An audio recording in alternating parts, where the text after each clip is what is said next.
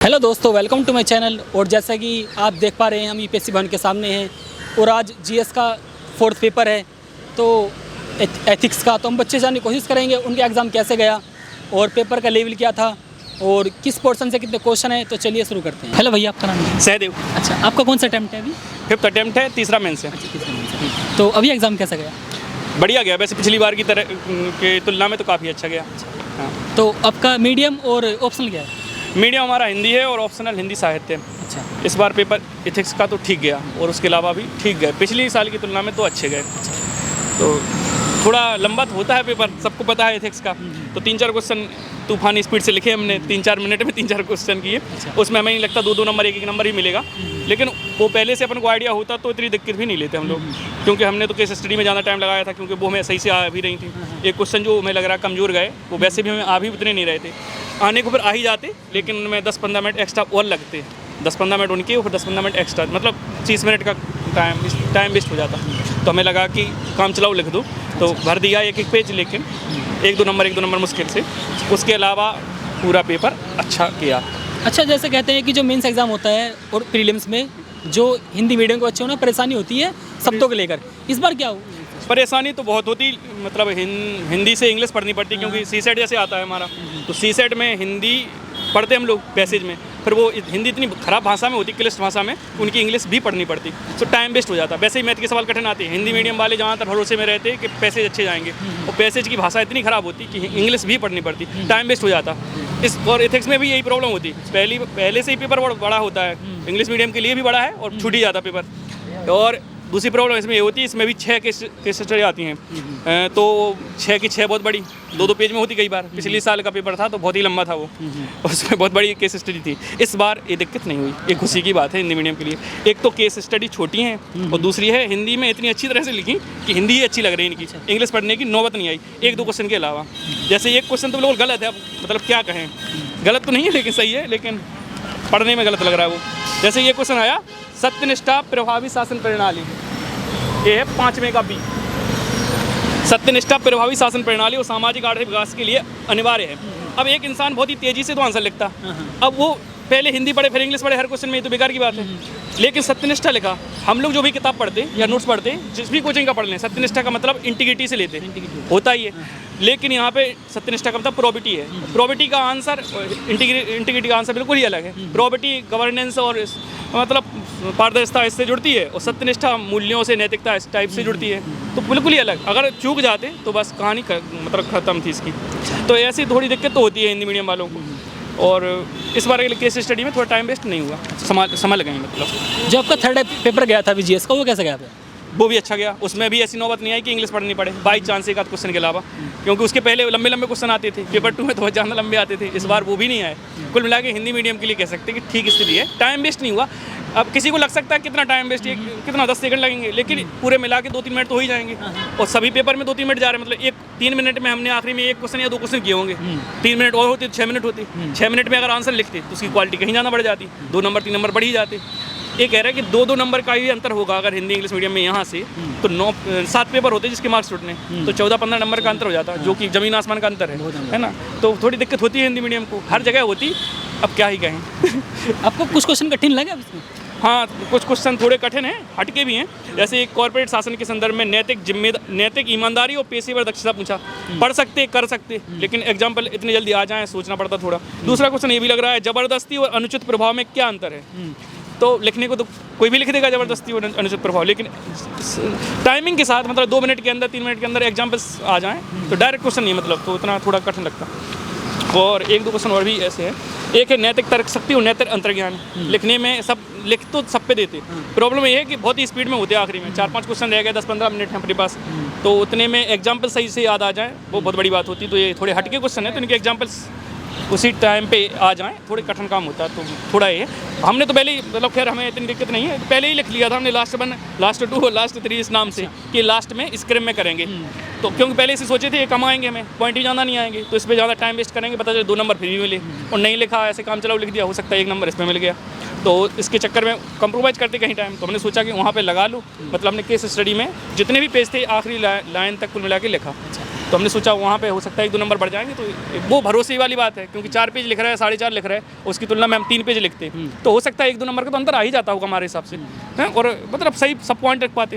तो वहाँ पे हमने टाइम दिया और यहाँ पे इनको नहीं दिया, तो वैसे भी नहीं आ रहे थे, और आते तो टाइम लगता, सोचने में लगता, और फिर भरोसा भी नहीं कि कितने नंबर मिलेंगे, क्योंकि सच अच्छे एग्जाम्पल्स टाइमिंग पे आ जाएँ थोड़ी कठिनाई की बात है। तो वैसे सही है मतलब हमारे। अच्छा, तो हिंदी मीडियम के लिए काफ़ी अच्छा रहा इस बार पेपर। हमें तो लगता है कि हिंदी मीडियम वाले खुश होंगे इस मामले में, होंगे तो टाइम वेस्ट नहीं होगा। हम मतलब एक क्वेश्चन का तो अंतर आ ही जाता है, अगर इतनी 6 केस स्टडी हैं, 6 केस स्टडी मतलब ये पढ़ने 6-7 पेज पढ़ने पड़ते, यहाँ से लेकर मतलब पूरे केस स्टडी के पेज हैं हिंदी में और इंग्लिश में।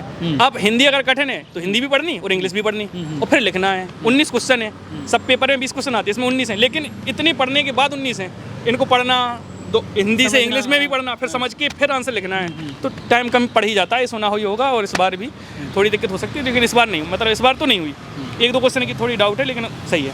अच्छा, जो करंट अफेयर के लिए कब से तैयारी करनी चाहिए मेंस के लिए? करंट अफेयर्स कोचिंग वाले तो मार डालते, लेकिन मतलब है नहीं जाना। 4 पेपर दिए, बाई चांस 2-3 क्वेश्चन होंगे मिला के कि डायरेक्ट करंट अफेयर से कुछ दिख जाए, 2-4 क्वेश्चन होंगे जो कि बहुत ही हाईलाइट, जैसे चंद्रयान 3, G20 नहीं आया, चंद्रयान 3 आ गया। ऐसे कुछ हाईलाइटेड बिल्कुल ही पॉपुलर होते कि यार इकोनॉमी थी एक, तो ऐसे कुछ बहुत ही हाईलाइटेड टॉपिक थे जो मतलब कोई भी कहीं से भी पढ़ ले तो भी हो जाता काम। तो वही आए और डायरेक्ट कुछ नहीं आता, उनके एग्जाम्पल यूज करने होते जो कि वन लाइनर होते, जबकि मैगजीन, मंथली या न्यूज़पेपर, साल भर न्यूज़पेपर काफ़ी बड़ी चीज़ होती है वैसे अपने आप में, उनको इतना रिटर्न करना मतलब थोड़ी कठिनाई वाली बात है।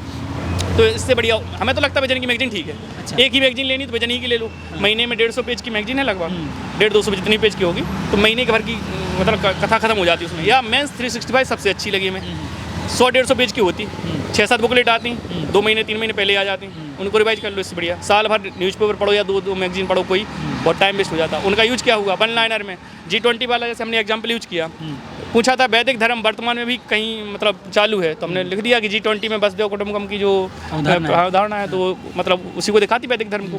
तो ऐसे मतलब बीच बीच में कहीं यूज कर देते, मतलब कई जगह यूज कर सकते, लेकिन वन लाइनर ही तो यूज हो रहा है जो बहुत ही ज़्यादा हाईलाइटेड हैं, सब ने सुने हैं, कोई भी कुछ भी ना पढ़े, यूट्यूब तो चलाता ही है, उसमें भी सुन ही लेते इतनी बड़ी खबरें। तो मणिपुर में हिंसा हुई, अब सांप्रदायिकता या कहीं पर कुछ आ जाए महिला से संबंधित दिक्कत, तो मणिपुर हिंसा की बात लिख ही सकते अपन कि वहाँ महिलाओं के साथ ये हुआ, या सांप्रदायिकता पे आ गया तो नूही की हिंसा हुई अभी, तो उस पर लिख सकते।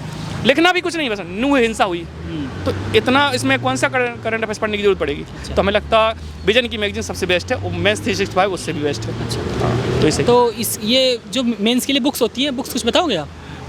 बुक्स भी मतलब जाना मतलब नहीं रहता, नोट्स के लिए कह सकते हैं, वैसे तो कुछ और अच्छा लगता था हमें, लेकिन अभी हमने हाल में देखा तो फिजिक्स वाला ओनली IAS वालों ने अपनी बुकलेट निकाली थी हिंदी मीडियम के लिए, सबसे बेस्ट लगी वो भी 200 पेज की है, लेकिन और कोचिंग की तुलना में 500-500 पेज होते। उसके अलावा जो कंटेंट इनका है वो मतलब हमें तो ये लगता है कि 10 गुना 50-20 गुना ज़्यादा अच्छा होगा। अच्छा। कोई विश्वास ना करे तो अपने खोल ले, ओनली IAS को एक तरफ खोल ले और दूसरी कोचिंग को एक तरफ खोल ले, उसकी तुलना कर ले, पता चल जाएगा कितना ज़्यादा अंतर है कंटेंट में कम से कम। हाँ, मेहनत करी उन लोगों ने, पहली बार है इनका, शायद और लोगों के देखे होंगे, उनसे निकाले होंगे, तो मेहनत करी। और कोचिंग का ये है कि 10 साल पहले बने थे वो याद चल रहा है, हमने पढ़े हैं खुद, हम मतलब बहुत पहले आए थे, तब भी तैयारी की थी, हमारा 5वां अटैम्प्ट है, तो मतलब पहले ही पढ़े थे नोट्स। हम फेल हो रहा है अपनी गलती से हो रहा है, हम दूसरा एग्जाम देते, बैंक का दिया, SSC का दिया, वो हमारी प्रॉब्लम, लेकिन जो नोट्स हम पहले 5 साल 6 साल पहले पढ़ते थे वही उनके आज भी हैं। अच्छा। तो उनके नोट्स की क्वालिटी बहुत ही घटिया है, मतलब अच्छे और अपडेट तो बहुत दूर की बात है, और ओनली IAS इस मामले में काफ़ी अच्छा है। विजन की मंथली मैगजीन सबसे अच्छी, और ओनली IAS के जो अभी नोट्स आए कम से कम मार्केट के हिसाब से हिंदी मीडियम में सबसे बेस्ट है, उसके अलावा भविष्य का पता नहीं। अच्छा भैया, जो 2024 का जो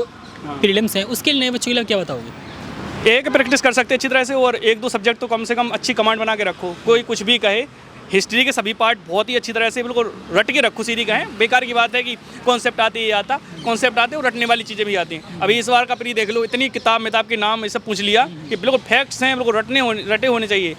किताब पूछी उसमें भी इतनी कन्फ्यूजन थी कि कोई भी कह सकता है, इसलिए वो टफ है। तो रटने वाली चीज़ भी बहुत ज़्यादा आती, तो रट भी हिस्ट्री के सब्जेक्ट को तो रटना भी है, कॉन्सेप्ट तो समझना ही है, वो तो है ही IAS का, लेकिन इस बार तो रटने वाला भी मामला बहुत था, इसलिए बिल्कुल रट के रखो कम से हिस्ट्री के चारों पार्ट, मॉडर्न, एंशिएंट, मेडिएवल गलती से भी किसी को छोड़नी नहीं चाहिए, क्योंकि 4-5-10 क्वेश्चन उसी से आ जाते, कई बार इस बार भी आए बहुत ज़्यादा, मेंस में तक आ गए। वैदिक धर्म वहीं पढ़ते हम लोग, प्राचीन में सल्तनत काल का क्वेश्चन आ गया, ये सल्तनत काल में टेक्नोलॉजी का विकास, तो ये कौन पढ़ता, मतलब वो तो तभी पढ़े थे प्री के टाइम पे, नहीं तो ऐसा कोई नहीं पढ़ता मेंस में, कोई भी नहीं पढ़ता, किसी से भी पूछ सकते। तो इसका लिए मतलब ये है कि हिस्ट्री कम से चारों सेक्शन अच्छी तरह से वो तैयार कर लो।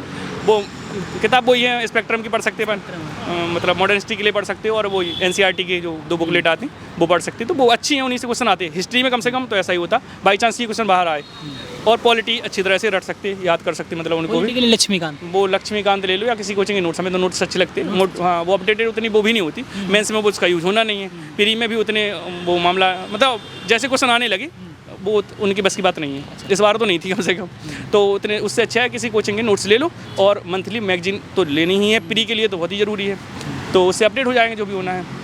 तो इन दोनों चीज़ों से मतलब पॉलिटी और हिस्ट्री वाली चीज़ें हो जाती, ये दोनों बहुत ही ज़रूरी है। मतलब पढ़ने को अपन साइंस भी पढ़ेंगे, जियोग्राफी भी पढ़ेंगे, लेकिन गारंटी बिल्कुल नहीं है क्वेश्चन कहाँ से आएगा और कैसा आएगा। तो पढ़ने के बाद, बहुत मेहनत करने के बाद भी गलत होने की संभावना, अटपटा क्वेश्चन आने की संभावना बहुत रहती। साइंस कितनी ही पढ़ लो, ऐसे क्वेश्चन आते कि यार ताज्जुब लगता क्या पूछ लिया, पढ़ने में समझने में ही टाइम लग जाता बहुत ज़्यादा।